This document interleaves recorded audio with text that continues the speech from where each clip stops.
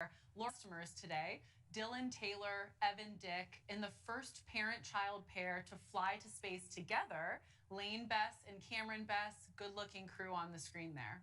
Yes, rounding out today's crew is Good Morning America and Fox Sports co-anchor Michael Strahan. It is a full capsule, it is a full day, so let's get started. So as you might have heard, our launch moved a couple of days. We had some high winds, so out of an abundance of caution, we went ahead and pushed for 2 days, but here we are. Yes, and safety is, of course, our main priority for every New Shepard mission, and we are happy to report that the weather today is looking great for launch, so here we go. Earlier this morning, our astronauts arrived at the Astronaut Training Center down here in West Texas. Today is the first flight, it's a very big deal, where every seat, all 6, will be occupied, but thankfully on New Shepard, each seat is a window seat. That's right, and there they are pulling up this morning.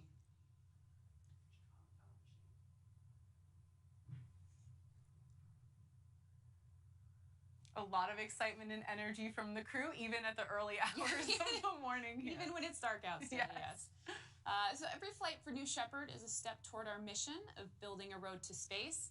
These 6 people will become numbers 602, 603, 4, 5, 6, and 7 to fly above the Kármán line, the internationally recognized boundary of space. That's right, and just considering that for a moment, of the over 107 billion people that have walked on Earth, just over 600 have ever been to space, and at Blue Origin, we certainly aim to grow that number quickly.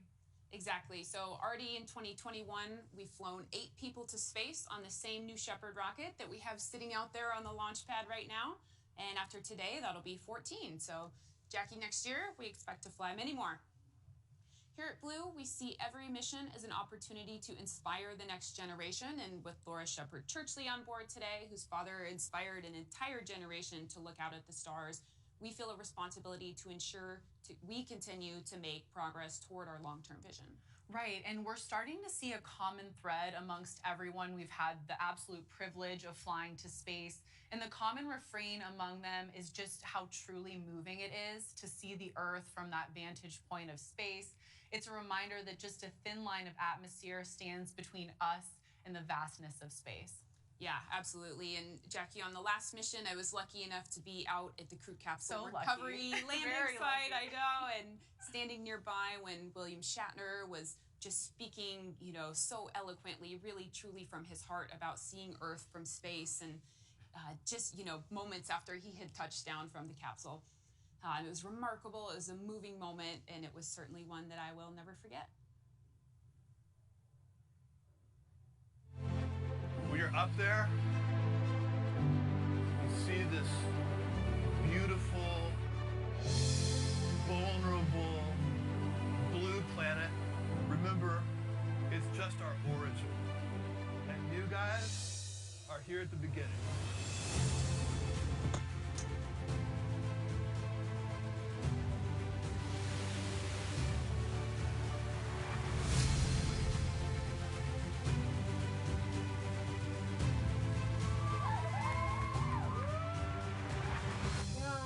Weightlessness. Oh, Jesus. Oh, my God. This is Oh, I can't believe this. No description can equal this.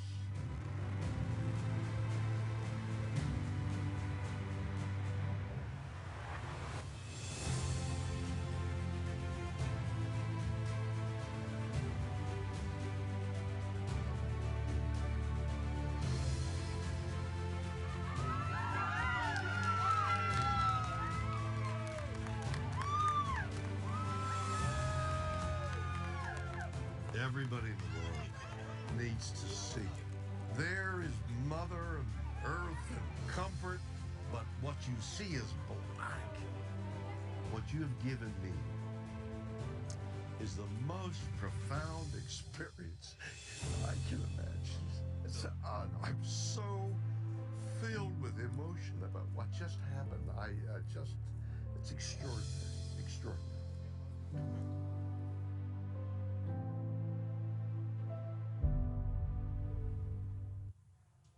It's just such a perfect and such a poetic expression of the moment we all hope to experience one day, seeing Earth from space. And we've now heard from each of our astronauts just how special that moment is, seeing that thin line between our beautiful home and the blackness of space. Exactly, and that's a big part of the answer to the question of why does all of this matter? It's an important reminder for us to look at the big picture, which is we need to protect our planet for the next generation. There's only one Earth and its resources are finite. So from the design of our vehicles to how we work with our communities when building, refurbishing, and expanding new facilities, this core value of preserving Earth is absolutely foundational to everything we do here at Blue. What we're doing today affects the next generation and the next generation beyond. And recently, we actually heard from some pretty smart kids to get their thoughts on the Earth and its future.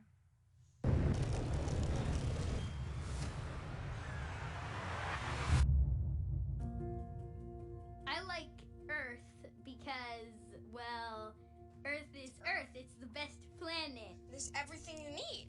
Earth is perfect for us because it has enough water and it's got plants and trees. Our atmosphere is the only one that has oxygen enough for all of us to be able to breathe. Humans, animals, grass. It's just very peaceful. Yeah, the air. We don't have to wear a spacesuit.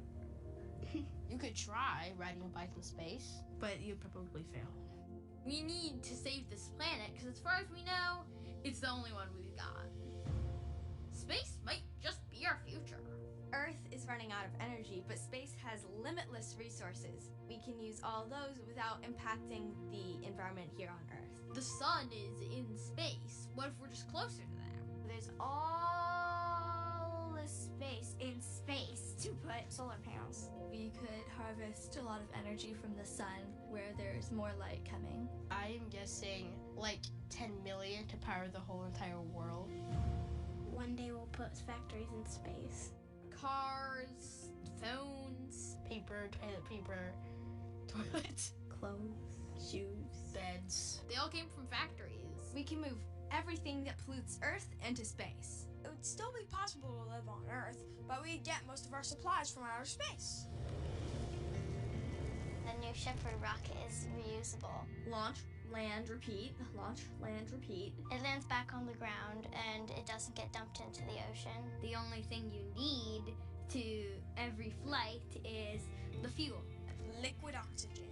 Liquid oxygen and like liquid hydrogen. Those elements are basically water. Mix them together, they're water. Rockets that use clean fuel, such as water, are way better for Earth. By going to space, we can help preserve the natural world by just, letting it take a break from humans. Maybe instead of there being a junkyard, maybe there would be a playground. Earth can have zoos and gardens and basically is a huge national park. We should definitely keep Yellowstone National Park on Earth. We can't move geysers into space. Anything can happen in space. Pluto. When my generation grows up, we're gonna use space to protect Earth. I'm very excited about the future.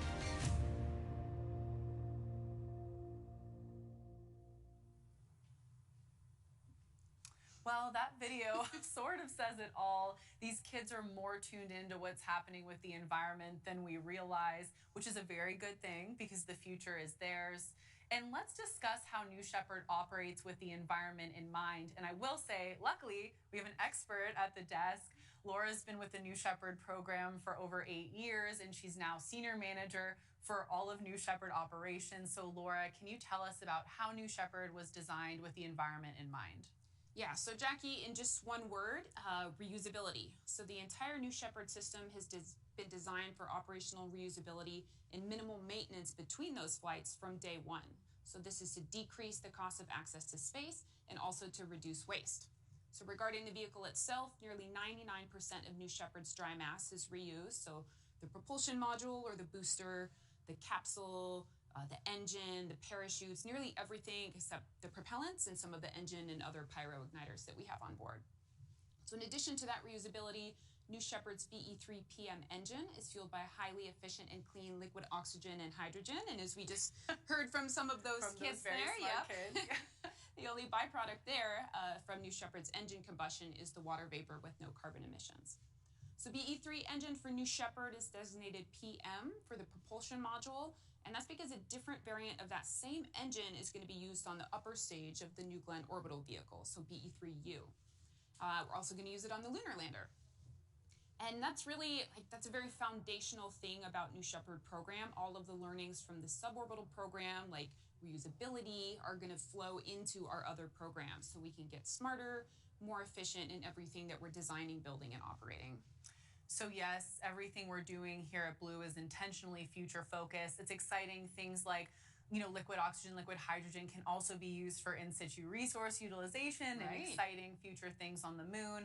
So very future focused here. We understand it'll take time to realize our long-term vision of millions of people living and working in space, but we have to keep chipping away now. We can't afford not to.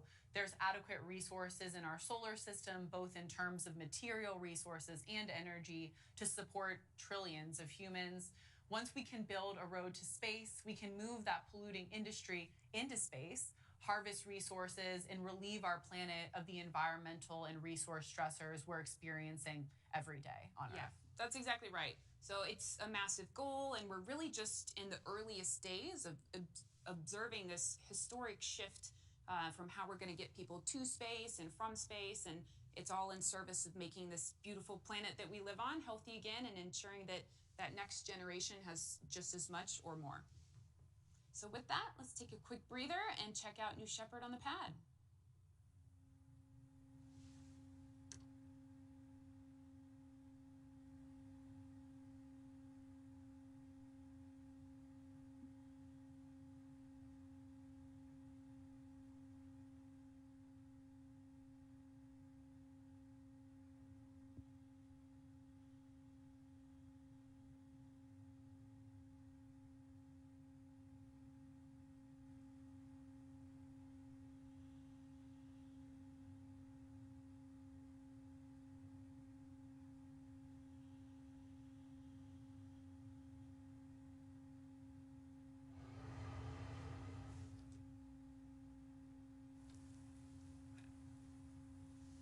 Thanks for joining us for our third human flight, featuring a full capsule today of 6 soon-to-be astronauts. And while we have a minute, let's get into what's been happening with Club for the Future, Blue Origin's nonprofit foundation. Yeah, there's been so much incredible momentum since each of our 19 partner organizations received the $1 million grant from the Club for the Future, and that's all thanks to the $28 million donation for the sale of that first seat on New Shepard. So in aggregate, these organizations are collectively impacting tens of millions of students each year, and not just sparking their imagination, but materially impacting their education and ultimately driving their passion for space. So this is being accomplished in a couple different ways. There's immersive curriculum, access to experts, and even opportunities to fly their own payloads. Right, and so much more. It amazes me everything Club has been accomplishing in such a short time. And today we'd like to highlight one of these partner organizations, the Astronaut Scholarship Foundation. Laura Shepard Churchley, who's on board the mission today, is chair of the Astronaut Scholarship Foundation Board of Trustees, which raises funds for college students and provides mentoring to scholars pursuing careers in research in STEM. Such important work. So let's take a look at what Laura and the Astronaut Scholarship Foundation are up to.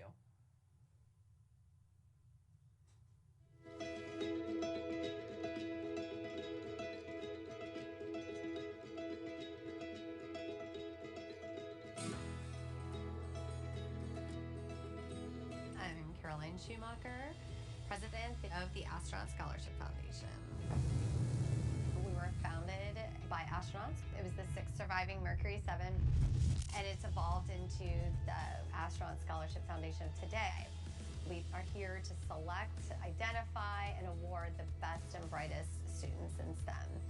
The Astronaut Scholarship Foundation gives them money for their schooling, and they encourage them to go out and change the world. I think STEM is just important in general because they're our future. They're studying everything from climate change to working on the James Webb Telescope to COVID vaccine research. They're in every facet of what is going to make a better world for everybody. We need to create a successful next generation to lead us into what's next, whether it's space exploration or medical advances. You know, whatever path they find, we need them to do that strong, good work. Kevin Colby. A gift like this enables nonprofits to say, this really sets us up for success. So we're going to award 7 additional scholars every year for 7 years. The other pillar of what we do is we honor the legacy of our pioneering astronauts. And I can't think of a better way to honor them than by putting the funds towards more scholars.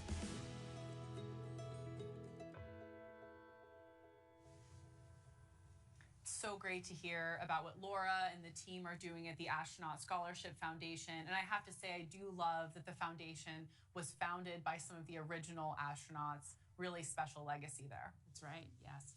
So today's astronauts have made their own contribution to the club by creating their own postcards that are going to fly with them to space. Well, it looks like we have some artists on board in addition to all the other impressive things about them. Right, I look forward to reading those messages, words of encouragement there. This is a tradition that we continue on every human flight, giving each astronaut the chance to share some of their own words of inspiration for the next generation. And as you noted, this next generation is the one that's going to help us realize our long-term vision of millions living and working in space. Couldn't agree more. And with that, let's set the stage for today's launch. Laura, there's a lot coming up here in just a few minutes. Can you take us through the astronaut movements? Yeah, for sure. So currently the crew is over in the Astronaut Training Center. They're making their final preparations. Then around T-minus 54 minutes, crew member 7, Kevin Sprague, is going to oversee a special coin ceremony from inside the Astronaut Training Center. And as a reminder, crew member 7, responsible for all of the astronaut training and the flight safety. So why do we call them crew member 7, you might ask? In short, they are the 7th member of the astronaut crew. And in fact, today is the first time that that's technically accurate. Numerically correct. Very exciting day Love today. it. Because we have a full capsule, of course, of 6 astronauts. So here's a look at that special coin Kevin is going to present, and we'll fly with each astronaut today. You see a very special message there. He will be known in history for taking a pioneering first step toward millions of people living and working in space to benefit Earth. Gradatum ferociter. And on the back there, presented by crew member 7 for spaceflight on New Shepard. It's an incredibly rare keepsake, and there is only one way to get them, and it's flying on New Shepard. Maybe Michael Strahan will put his coin next to his Super Bowl ring. Yeah. Maybe it'll rise to that level, hopefully. And by the way, you too can also fly on New Shepard. Visit blueorigin.com and click Fly to Space. We'd love to provide you with a once-in-a-lifetime experience with the super cool coin also included. Cool coin, yes. All right, so once those coins have been presented, our crew will make their way out into the Rivian vehicles. They're going to stand by for the go for astronaut load. Yes, and all of that will officially start at about T-minus 45 minutes. Crew member 7 will give the astronauts the go-ahead to travel out to the launch tower. Once we get that go, they'll travel to the rocket, which at that point is going to be fueled and nearly ready to head to space. Yes, so once out at the launch pad, they'll stop for a brief photo at what they call the ring road, and this is just such a big moment for them to see New Shepard up close to the pad for the first time. So really want to capture that moment, and right after that, they are going to start to ascend the tower. And soon after they climb the tower, they'll cross that bridge and enter the crew capsule waiting for them. At about T-minus 24 minutes, we close the hatch.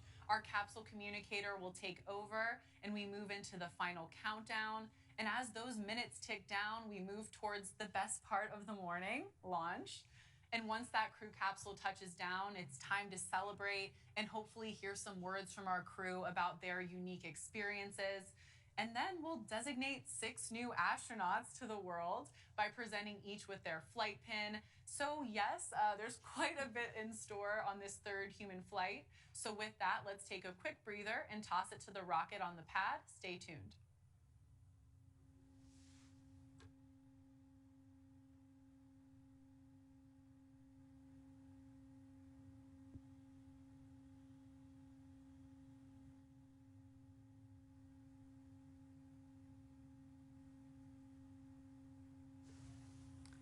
All right, welcome back. If you're just joining us, we're just about an hour away from launching our third human crew to space and back. A full capsule today, every seat occupied of 6 soon-to-be astronauts. So let's take a closer look at who's on board today. Yes, we have an incredible group on the rocket today, and for one of them, going to space is in her DNA. So Laura Shepard Churchley is in seat number 2. She's the eldest daughter of Alan Shepard, the first American in space, and also the 5th person in history to walk on the moon. So she'll be following in these very iconic footsteps on board the vehicle bearing his name. Of course, and next flying in seat number 1 is Michael Strahan, 2-time Emmy winner, Peabody Award-winning journalist, Super Bowl champion, current co-anchor of ABC's Good Morning America and Fox NFL Sunday. Very illustrious resume there. It really is a privilege to give Michael this opportunity to experience space. So many kids around the world have looked up to him for so long. And what's very unique about Michael is that he just recently came around on wanting to experience space. That's right. Next up, we have Dylan Taylor on the rocket today, seat number 3. Dylan is the chairman and CEO of Voyager Space and a very active pioneer in the space exploration industry. He's also the founder of the global nonprofit Space for Humanity, which seeks to democratize access to space. So Dylan recently announced Buy One, Give One, which is simply to donate to worthy causes here on Earth the equivalent of a ticket price for spaceflight, which is exactly what he's doing as part of his flight today. What an amazing initiative. And next up in seat number 6 is engineer, investor, ATP-rated pilot, and philanthropist Evan Dick. As part of Starfighter's Aerospace, Evan is no stranger to badass flight vehicles, similar to my co-anchor, who is a professional skydiver. But Starfighters operates the world's only fleet of flight-ready F-104 supersonic aircraft. You see Evan flying one, looking very relaxed, and I certainly wouldn't look so relaxed. Yeah, but he looks great. He's built for this. He is built for this, absolutely. Yes. All right, then rounding out today's crew is a historic tandem in seats 4 and 5, the first ever parent-child duo to go to space together. Lane Bess and his child Cameron. Just how cool is this? I would love to go to space with my dad. So Lane, the principal and founder of Best Ventures and Advisory. Prior to that, he built notable cybersecurity firms, Scalar and Palo Alto Networks. Lane also serves as a member of the Carnegie Mellon University's Board of Trustees. Go Tartans. Had to. Wasn't supposed to, but had to. Next up, Cameron Bess is a multi-platform content creator with a passion for creating and expressing themselves in ways that can brighten a person's day. They've dreamed of experiencing zero-G since launching model rockets as a child with their dad, and that dream incredibly is coming true for both of them in about an hour. So there they are, today's crew, a crew that has very fittingly named itself the Original 6. We're very excited for each of them, and we're also really excited to hear their stories once that capsule touches down. In meantime, let's talk a little bit more about Laura Shepard Churchley. Yeah, so Laura has spent her life extending her father's legacy in her role as the chair of the Astronaut Scholarship Foundation Board of Trustees, where she raises funds for college students and provides mentoring to scholars pursuing careers and research in STEM. So the foundation was created back in 1984 by the original Mercury 7, which of course included her father, Alan. So here's some perspective from the woman herself, Laura Shepard Churchley. I've always loved space. Daddy used to take us out at night to look at the stars. We'd lay down in the cool grass and look up. I'm Laura Shepard Churchley. I'm the daughter of astronaut Alan Shepard. One day, he said, Laura, come out with me to the end of the driveway. I want you to help me find something in the sky. And sure enough, we saw it. I saw it first. It was Russian. They had a vehicle in space. And then Daddy announced to me, I'm going to be working for NASA. I'm going to be an astronaut. Astronaut? Astronaut's not even in my dictionary, Daddy. What is an astronaut?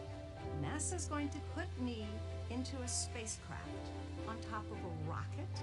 The rocket is going to blast me up into space, and I will come back to Earth safely. And I said, okay, have a good trip, Daddy. And really, interested in all the things that space travel has brought to the world. And so I'm really excited to be going on a Blue Origin flight. And I'm very proud of my father's legacy.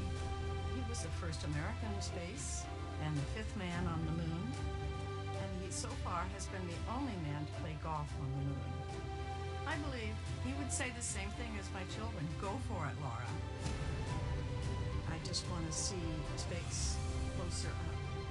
Daddy only had a little portal. He didn't have the windows that we're going to have.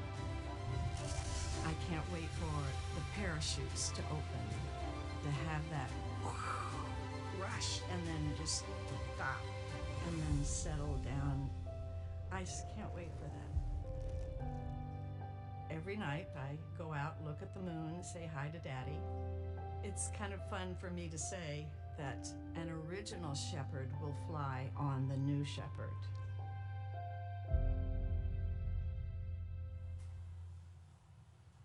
I just love that an original Shepard will fly on New Shepard. That's great. It's so cool to see Laura down there at the U.S. Astronaut Hall of Fame at Kennedy Space Center down in Florida, a place where Alan Shepard is, of course, very well represented. And one thing we're thrilled to provide Laura with today, much more volume in the capsule and much bigger windows than her dad had in the Freedom 7. So pretty clear from this graphic, Laura Shepard Churchley's ride will be significantly roomier and more comfortable than her father's. That's right. What an amazing, stark graphic. With that, let's take a quick breather and check out New Shepard on the pad, readying for today's 3rd human flight.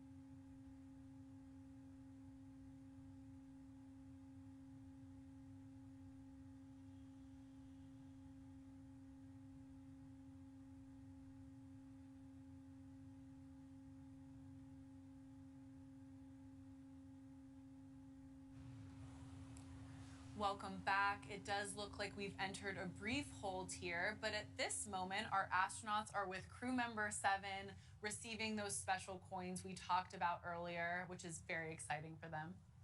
That's right. So we are standing by for the go for astronaut load, and we will just stand by until we hear that.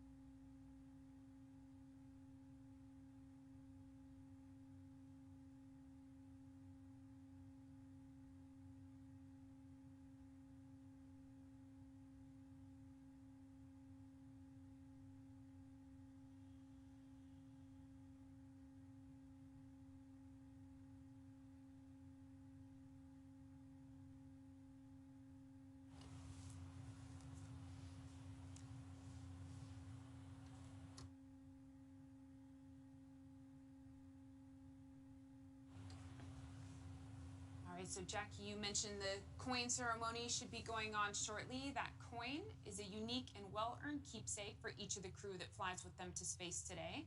So each astronaut is also allowed to bring a few personal things on board. So last flight, William Shatner took a teddy bear with him, and he's going to one day present it to his grandson. So sweet. So sweet, yes. On today's flight, Dylan's friend designed a mission patch to fly with Dylan today. Very unique design there. Astronaut Cameron is taking a pansexual pride flag to space. Yeah, what a special way, very unique way to highlight the LGBTQ plus community. Evan is flying with his great-grandfather's pocket watch. Wow, that's a very iconic family heirloom there. Lane is taking he and his wife Letty's wedding rings. And I just love that picture of Lane. I'm sure Letty is watching, So loving sweet. it. Yes, and Laura has Alan Shepard's Naval Academy ring. Now, this ring has flown to space twice already, on Freedom 7 and then also on Apollo 14. So yes, that ring has been to the moon. I think it's safe to say that's the most well-traveled ring in the history of rings. And here we have, of course, Michael Strahan. He's taken his very recently retired New York Giants jersey, number 92, with him to space today. It's really pretty great to see that the crew is able to make this big experience a little bit more intimate, a little bit more personal. So we are still in a brief hold here. So let's pause and toss it to the rocket.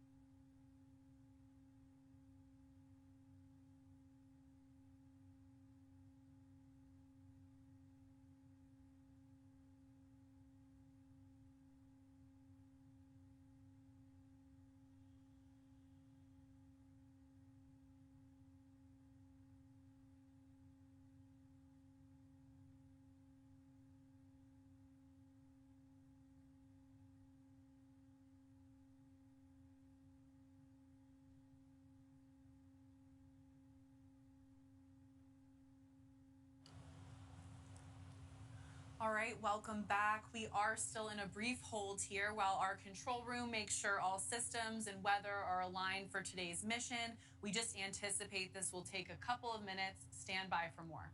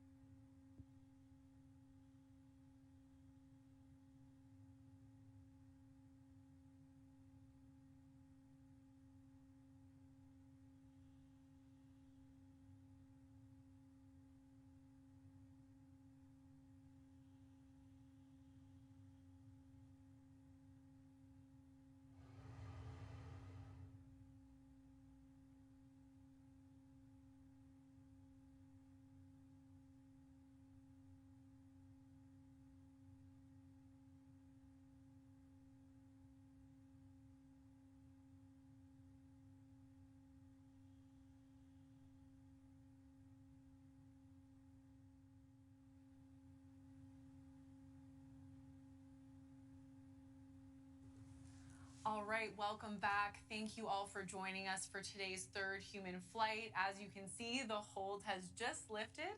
The countdown is back on. Laura, can you tell us about what's happening in mission control at this point when we're preparing for the mission? Yeah, absolutely. So right now we're waiting for the go for astronaut load, and that go will happen right after a go poll. So go polls are very critical moments in the launch countdown when the flight director will poll the whole team for their readiness to proceed past one of these major gates. So during the day today, we've already had a go for rollout. We had a go poll before we did propellant load.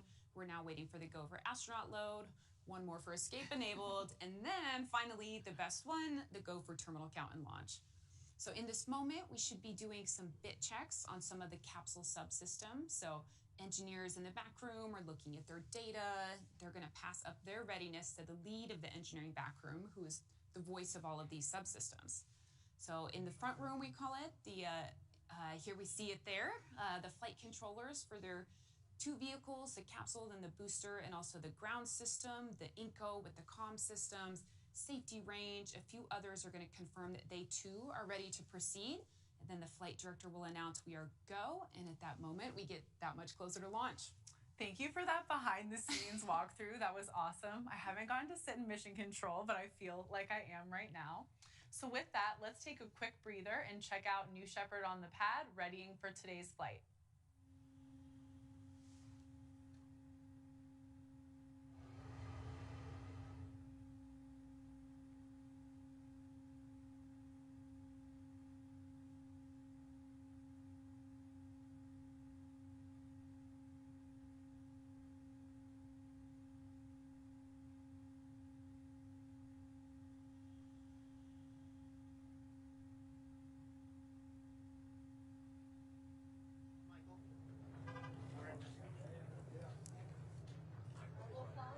And there they go, our crew emerging from the Astronaut Training Center, looking great in their Blue Origin flight suits. The gentleman you see there in the black flight suit, that's Kevin, our crew member 7, who is the other half of Capsule Communicator. So Kevin and our Capsule Communicator, Sarah Knights, work hand in hand together. We'll see Sarah on, oh, there she is. There's Sarah on the console. We'll be hearing a lot more from her later in the show as she'll be communicating with the astronauts once they're on board the capsule and all the way through their flight. So at this point in the mission, our astronauts are loaded into the Rivians, and we're just waiting for that go for astronaut load call.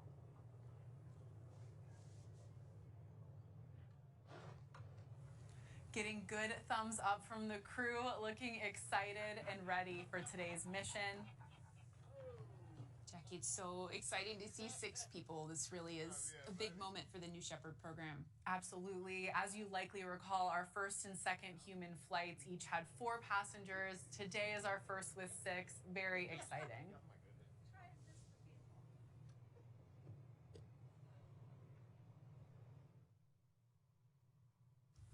As we await that go for astronaut load call, a reminder, Blue Origin is growing very fast. We have offices and factories in Seattle, Washington, Cape Canaveral, Florida, right here in West Texas, which you're seeing live on the screen, Huntsville, Alabama, my home, Washington, D.C., and Los Angeles. Across our facilities, the team at Blue is working on many groundbreaking programs, including exciting new ones like our Orbital Reef Commercial Space Station that we're really excited about.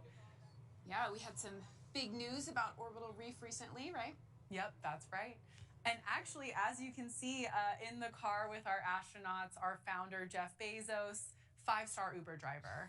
5-star Rivian Uber driver there.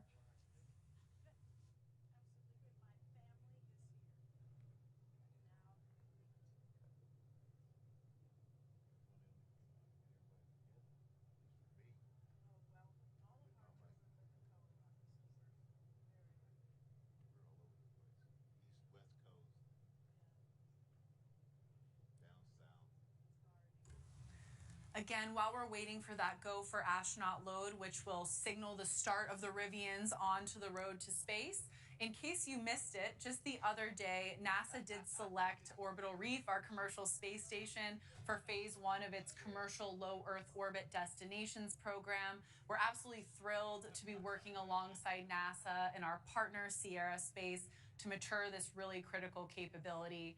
Big initiatives do require the best and the brightest. So come join us, come join Laura and I, and come solve some of the most interesting challenges as we build the road to space.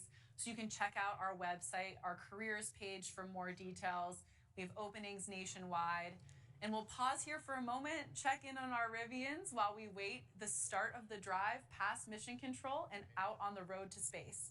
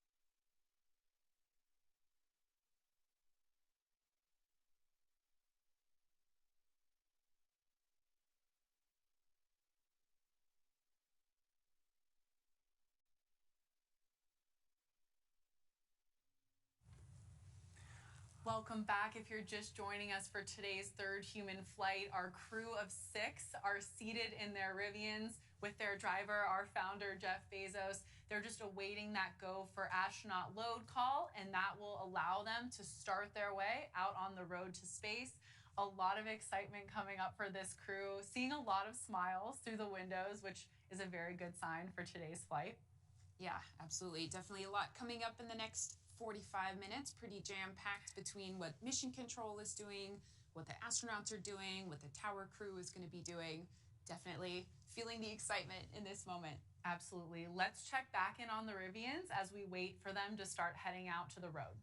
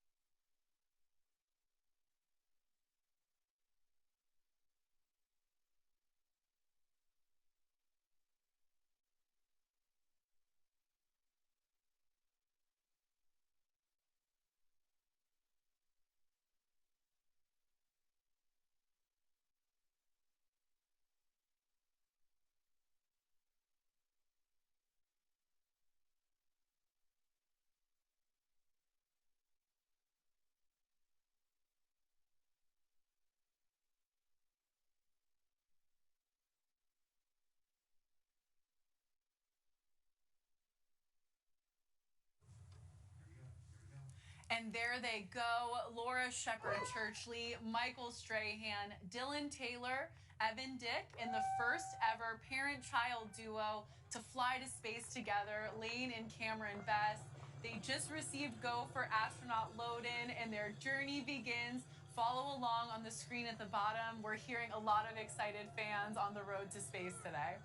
Oh my gosh, yes, and lots of support there from friends, family. So much excitement from the crowd. So once they pass the porch at Mission Control, they're gonna head down the road to space in the launch pad. It's getting very real. They're on their way. From training to Rivian to launch and landing, flying on New Shepard is truly a once-in-a-lifetime opportunity. And if you'd like to go on that journey yourself, visit blueorigin.com and click Fly to Space.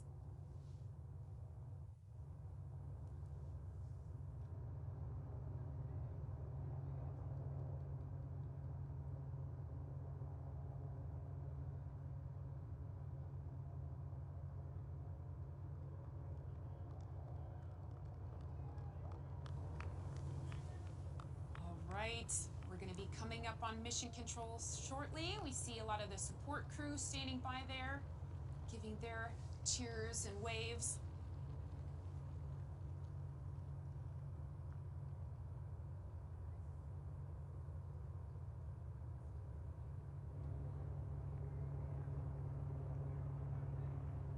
So here as we come up on Mission Control, we're going to have a lot of Team Blue. We'll have folks out on the porch there.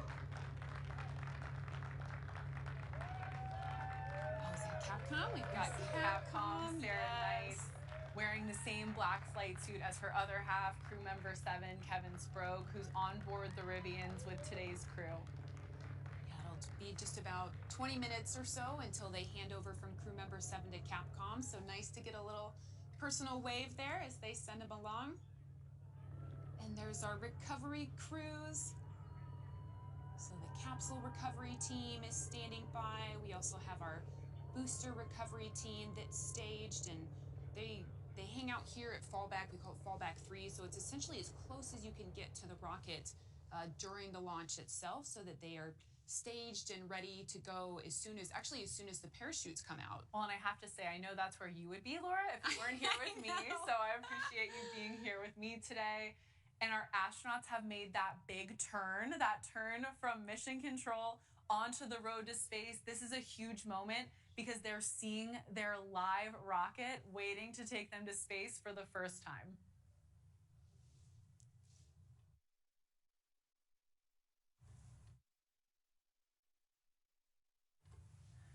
Behind the Rivians right there, you do see our barn where our other New Shepard booster, we have one on the launch pad and one in the barn today.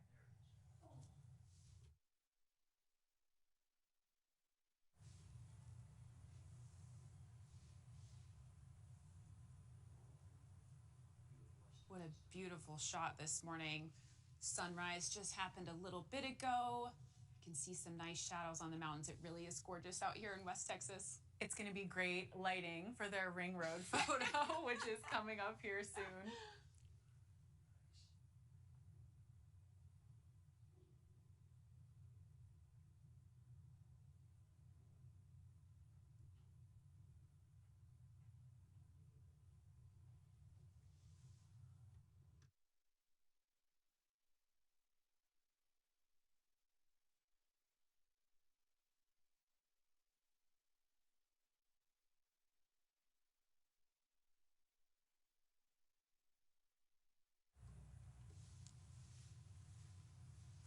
Right, we've reached the perimeter of the launch pad, the ring road. So they are going to head to the north side of the pad here and stage for that photo. Like Jackie mentioned, this is the first time they're seeing this booster up close and hearing it. Right, it's not just about this view, it's about the sounds as well. So as soon as they get out of their Rivians and they're standing there, they're going to start to hear various things. They might hear a little bit of venting from the propellant tanks, some valves clicking, the helium purges. The navigation system has a beautiful little hum. This rocket is very much alive right now. coming from someone who's experienced it firsthand. That's great. Here our crew is getting out of those Rivians. They're about to get staged for the ring road photo with their rocket. Because if you didn't take a photo with your rocket, you didn't go to space. You didn't go to space. And they're in very good hands with our amazing photographer, Felix. And like Laura said earlier, it's so amazing to see a full crew of 6 today, the original 6, accompanied by, of course, their crew member 7.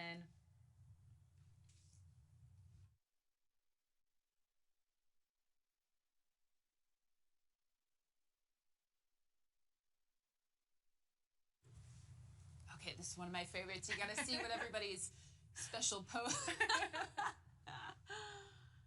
Been practicing those rocket poses there. I'm encouraged by this high energy crew. This is looking great. Even running back to the Laura Rivian is there. running back to the Rivian. I love that. Our crew is going to get back into the Rivians for the last time before they get into the New Shepard crew capsule.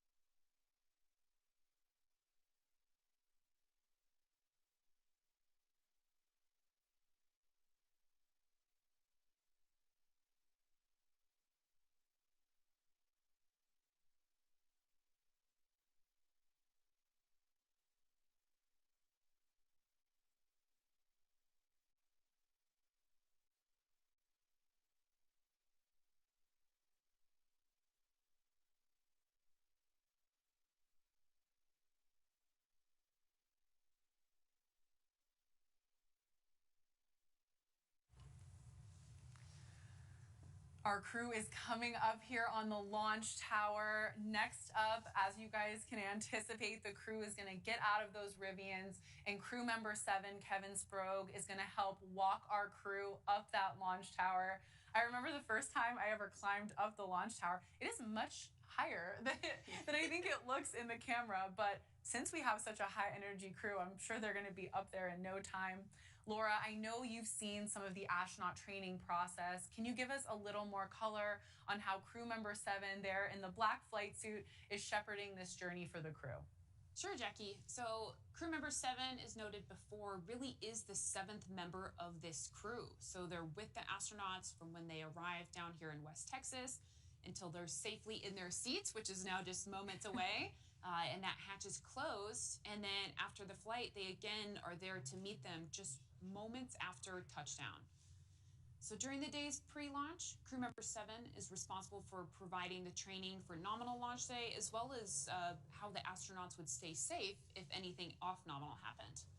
So the astronauts have learned a bit about the New Shepard subsystems. They've used a training capsule to practice things like ingress and securing the harnesses, and learned about how to maneuver in zero gravity. As best they can here on Earth, right? As best you can on Earth, that's right.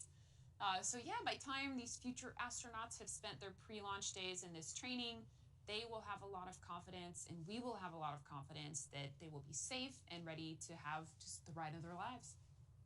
We certainly have a very prepared crew that's also in great hands with Kevin and Sarah.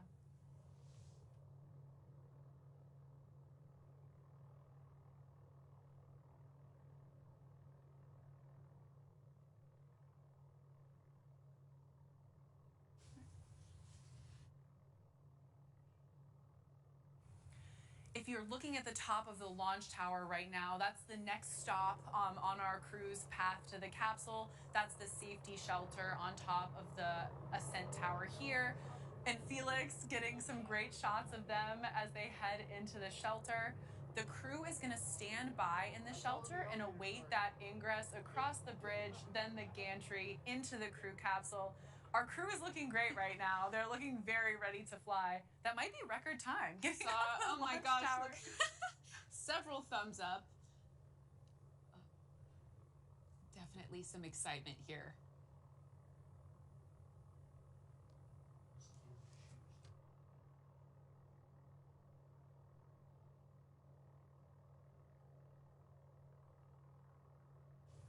Yeah, so you saw them there just a second ago taking the booties off their shoes, and this is because we want to keep as clean, pristine of an environment inside the crew capsule as possible. Obviously, it's a little bit dusty here in West Texas. So now they are essentially all prepped in their flight suits and their flight shoes and ready to go. With their special guest, of course, our founder, Jeff Bezos, in the security safety shelter with them. Very excited. You know, last time he was up there, we were worried he was going to try and go with the Right. second human flight crew, but all 6 seats are full today, so that's not going to be an option.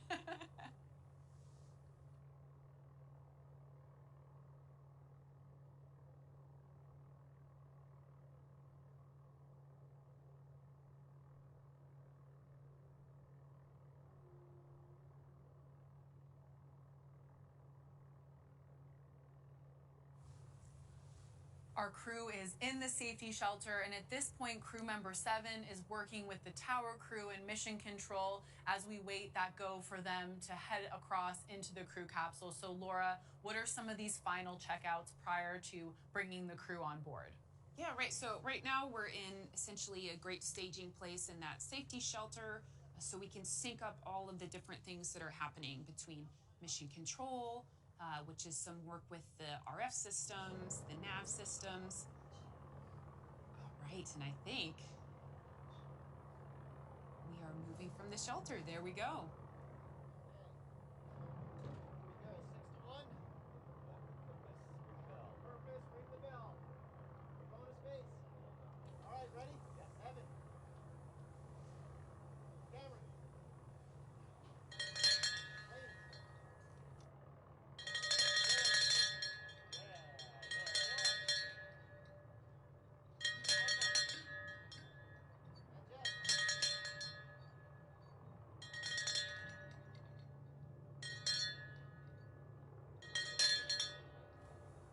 Right, so it appears the ingress has officially begun. Those were some enthusiastic bell rings right there. Love that. They were indeed. So heading across the bridge now on their way to the crew capsule, and you might have seen there in that last shot the sign up on the launch tower, "Light this candle," which is a tribute, of course, to Alan Shepard's famous words just prior to his Freedom 7 launch back in 1961.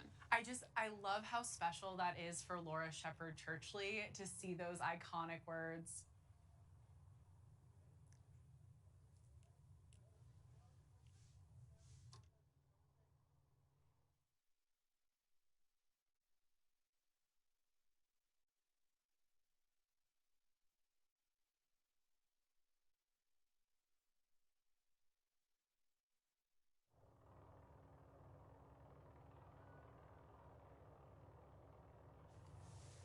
Our crew is about to be entering, sitting in their seats in the crew capsule. And of course, you know, getting those photos, those last minute shots.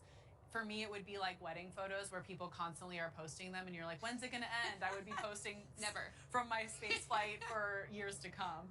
So very exciting.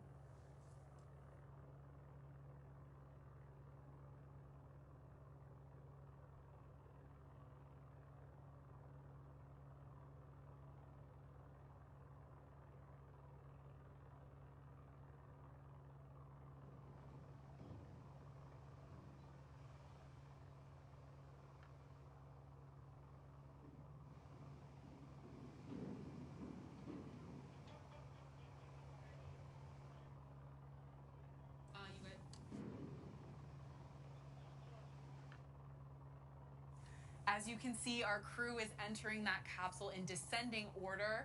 Evan Dick in seat number 6, Cameron Bess in seat number 5, Lane Bess in seat number 4, Dylan Taylor in seat number 3, Laura Shepard Churchley in seat number 2, and Michael Strahan in seat number 1. And in fact, while they're getting situated in the crew capsule, let's take a closer look at today's third human flight crew, fittingly dubbed again the Original 6. The moment that I decided that I would be willing to go with here. You can see Jeff Bezos realize the dream he's had since a child. Watching Jeff and Mark Bezos completely changed my mind. It was amazing, and I had never experienced anything like that. My father was the first American in space, Alan Shepard, and I kind of feel a little bit like I'm following in my father's footsteps. I was attracted to it from a very, very young age. A lifelong dream to actually go to space. I'm a big believer in the power of space to transform. I've wanted to spend my entire career in aerospace, and I didn't get the opportunity to do that. So now I'm just late in my life getting the opportunity to be a part of it. When it became real, I went to the family. I said, "Who wants to go?" And the only person that raised their hand was Cameron. We weren't thinking so much about it being first father and child as much as the opportunity to experience it together. I just want to see the Earth from that perspective and understand how small of a part we are of something so large. I'm doing this because I think the pioneering nature of this is important. We need people who are going to actually demonstrate the way forward, because I think it's a necessary step in the next evolution for humanity. It's certainly an honor to be one of the first LGBTQ+ people in space. You know, I'm no hero. I didn't really work to go to space, but I do think that the visibility that I'm providing for that community is valuable. I'm very excited and incredibly grateful to be going up into space. Part of me wants to go because it's something I thought I would never want to do. I just feel like he's right here with me. And I can't be more excited than I've ever been in my whole life.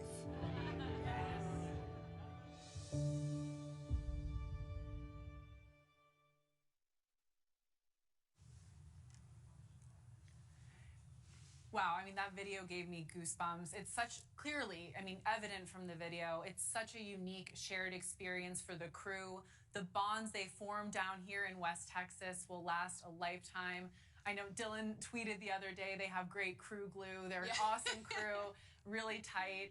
And at this point, they're in each of their seats, and Kevin, our crew member 7, is helping them into the capsule. He's getting them situated into their seats. We can see all the smiling astronauts through these big windows. Laura, what exactly is Kevin doing right now? What are these final touches before hatch closure? Yeah, so right now they're going through a very critical set of steps. So for the astronauts, crew member 7 is helping them perform a final seat verification. They're ensuring the harnesses are fitted and secured. All while the astronauts pretty soon will start their comm checks with Capcom back in mission control. And over in mission control, they're doing a few other things. They're doing bits on the ECLA system, so environmental control and life support system. So busy in mission control, as well as down at out there also at the tower. We have our tower crew, a few more members of the launch crew that are performing the final vehicle closeouts. So when 7 and the tower crew and mission control are all ready, they will move into closure of the hatch, as well as checking the integrity of the seal on that hatch. A lot going on right now in these final moments before hatch closure. Getting some great shots here from the camera crew. Just saw Laura Shepard Churchley looking very comfortable, very excited in her seat.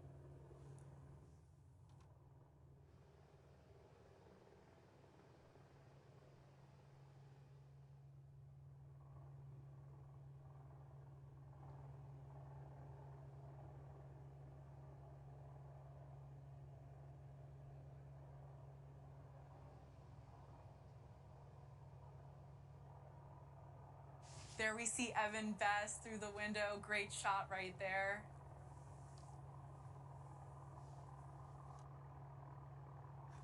Cameron Best and Evan Dick, there we see them.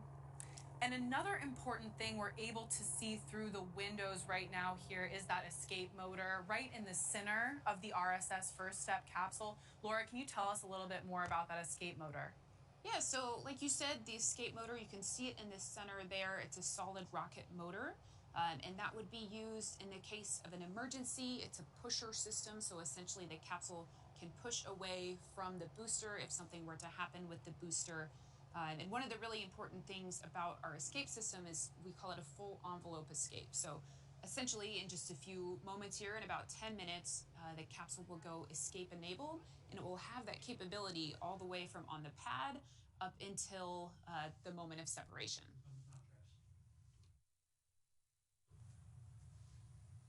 The RSS First Step. Let's get started with the comm check. Astronaut Stray, how do you read me?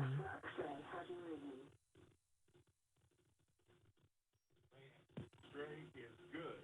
Loud and clear. Copy. Astronaut Weezer.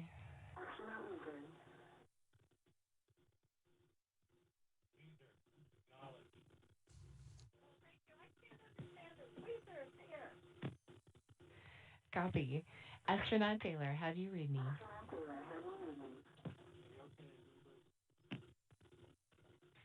Copy. Astronaut Bess, how do you read? Bess is fantastic. Copy. Astronaut Meats, how do you read? Copy. Astronaut Dick, how do you read? Copy all. All right, astronauts, we are at T-minus 24 minutes and counting. As we proceed, I'll do my best to keep you updated. For now, just sit back and relax.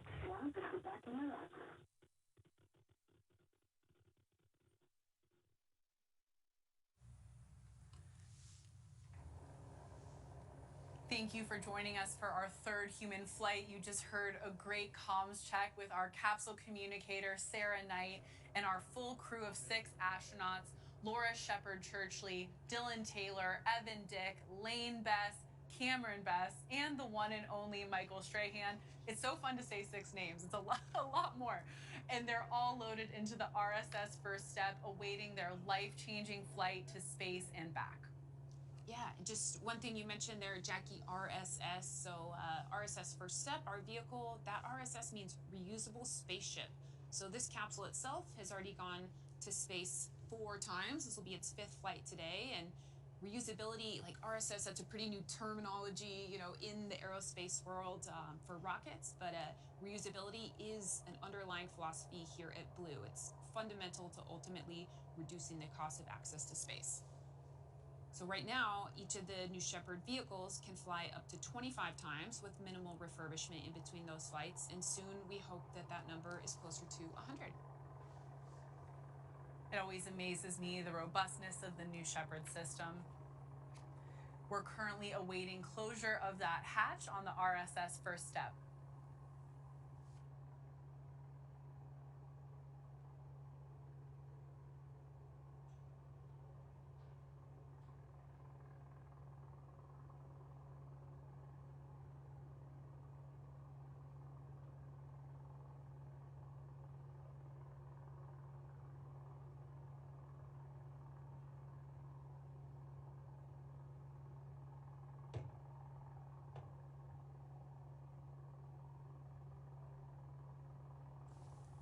All right, and there is our founder. It's official. Their hatch is closed. So let's toss it over to Capcom.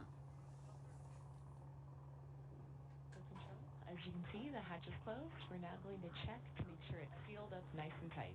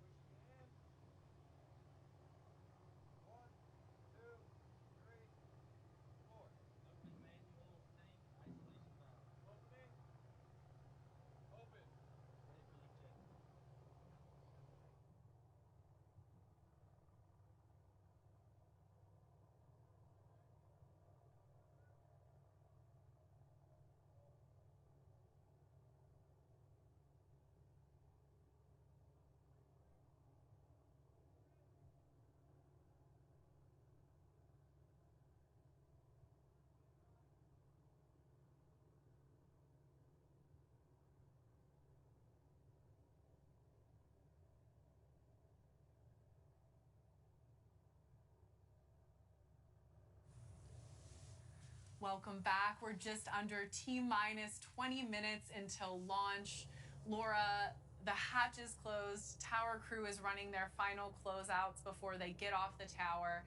In addition to the 6 flying on board today, our amazing original 6, the spirit of another legendary explorer is going up as well in today's rocket. That's right. So a one-of-a-kind pendant paying tribute to Star Trek's Leonard Nimoy will be on board.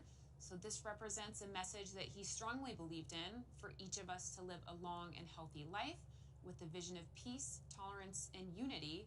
So a special thank you to his daughter, Julie Nimoy, for the pendant and for sharing his inspiring words. Such a special Star Trek story here. Right, we had Captain Kirk, and now we have Mr. Spock. I just love it. That's right, and I actually also love Leonard Nimoy and maybe a lesser-known science fiction show, Fringe, Dr. William Bell, so any Fringe fans out there, we love Leonard Nimoy. All right, let's take a quick breather, and when we come back, we are going to have a very special message for our crew from Capcom Sarah Knights.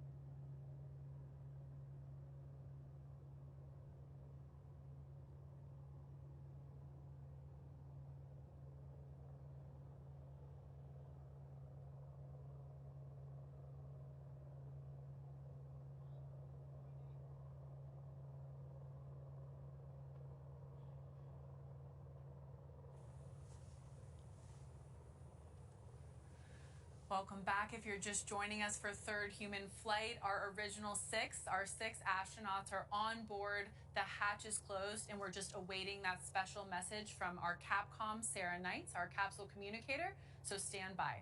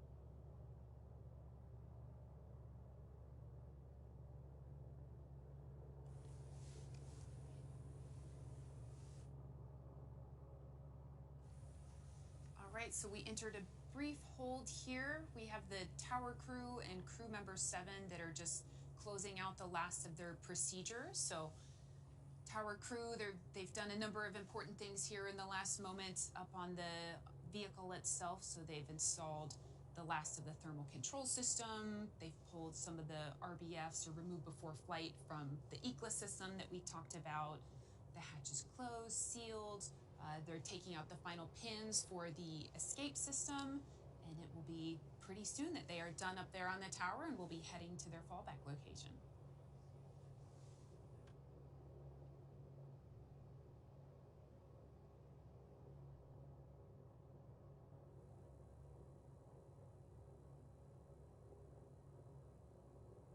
First up, Blue Control. As you heard, your crew member 7 and tower will be departing shortly. You'll see them cleaning up and eventually descending the stairs.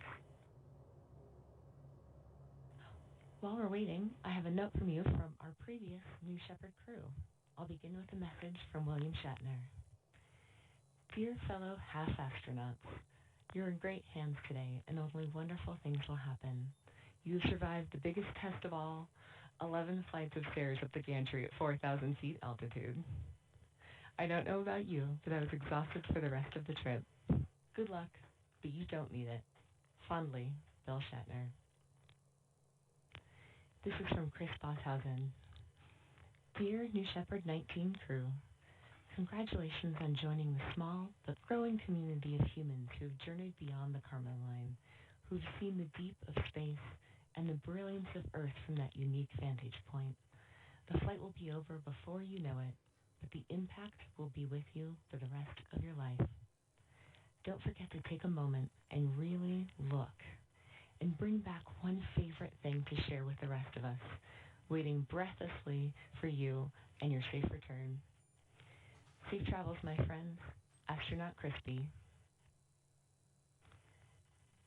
This is from Leah, Glenn DeVries' partner.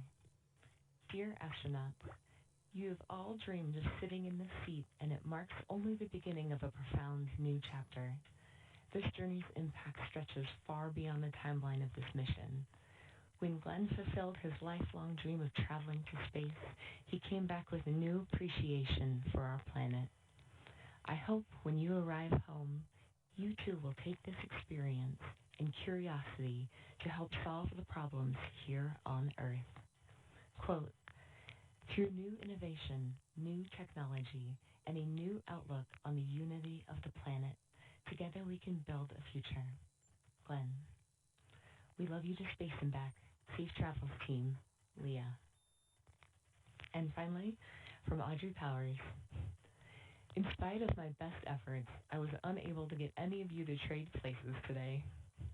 So, I'll be in the next best place, watching you with great excitement from just down the road with Blue Origin team who makes these flights possible. I wish everyone could experience what you're about to, and I'll simply say, in honor of my good friend Glenn DeVries, who lived every moment to the fullest, stay in this moment. Hold on to it after you land for as long as you can, and then share it. Share it far and wide. I wish you Godspeed, New Shepard 19, and it's my great honor to welcome you to the Blue Origin family. Astronaut Audrey Powers. I want to thank the snake bites and the anti-venom for their messages today. And for now, sit back and relax, Original 6, and I'll keep you updated as we move forward. What special and amazing messages. And actually, Chris and Leah, and of course Audrey Powers, are all here with us in West Texas. So I think that makes this mission 10 times more special. Yeah, absolutely. Just so amazing to hear those words. And it's becoming a sort of tradition here at Blue, and really nice to see that community of Blue Origin astronauts starting to take shape and growing launch by launch. Yeah, the camaraderie across crews is really, it's been amazing. We're going to be out of this hold here very shortly, so with that, let's stand by.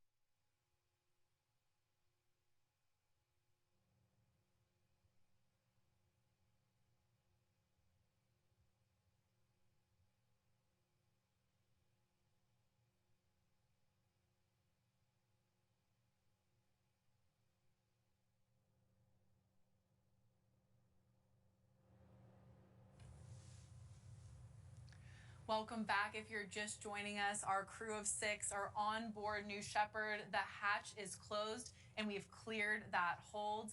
I've also just heard from Mission Control that New Shepard is officially escape enabled. If you're following along on the bottom of your screen, Laura, what is the significance of this moment? Yeah, this is a very important moment in Mission Control, and as a former capsule controller, certainly one of my favorite moments of the whole mission. So they have just done a go poll. The flight director would have polled all of the relevant positions that need to be ready for escape enabled. We've gone through the bits. Essentially, the capsule at this point is ready to fly. And we mentioned before, we have this capability, the escape capability, essentially from now until separation. So the whole time, if anything were to happen to the booster, the capsule can safely make its way into the landing zone. Very exciting. So many go polls. Again, that was the go poll for escape enabled. We're just currently awaiting that go, no go polling for launch. With that, let's toss it to the rocket while we stand by for mission control.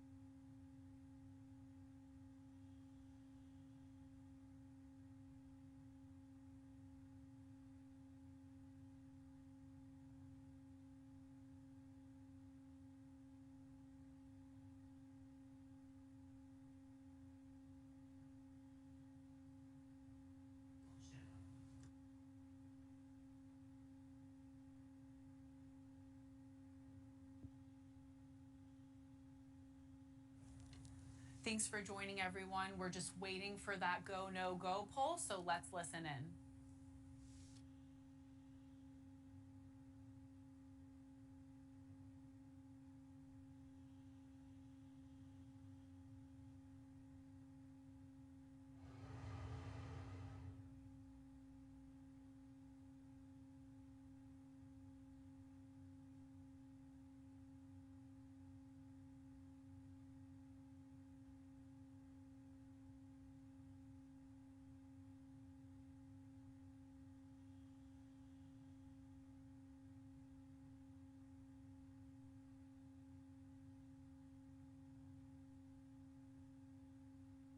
Copy. Break.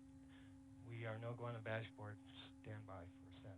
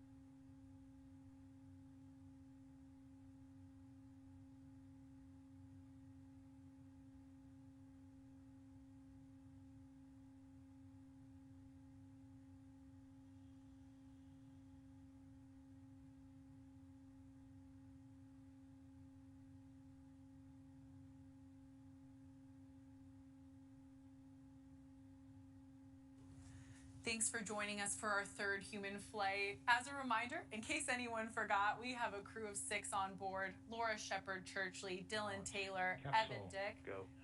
Booster. Go. Ground. Go. Safety. Capcom. Engineering. Go. This is the flight director. New Shepard is go for launch. Booster, commence the terminal count. Local flight. As you have just heard, we are go for launch for our third human flight. We are so excited for this crew. Let's just take a quick moment and take in the sights and sounds from Launch Site 1 down here in West Texas. We are just about T-minus 8 minutes and 30 seconds until liftoff.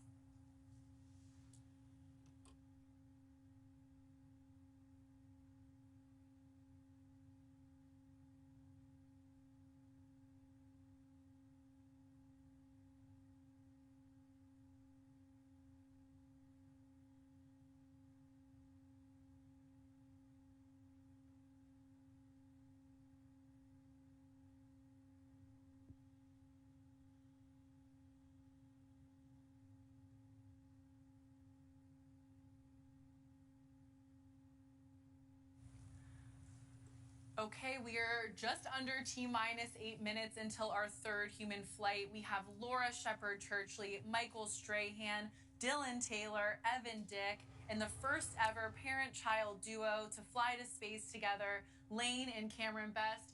They are on the capsule. They're harnessed in. The hatch is closed. I'm so excited for this crew. Laura, can you give us a little insight into today's flight profile? Yes, absolutely. We're getting very close to this. I'm going to start us at T-minus 2.5 minutes. So that's when we enter into auto sequence, and the flight controllers at that point are essentially hands off.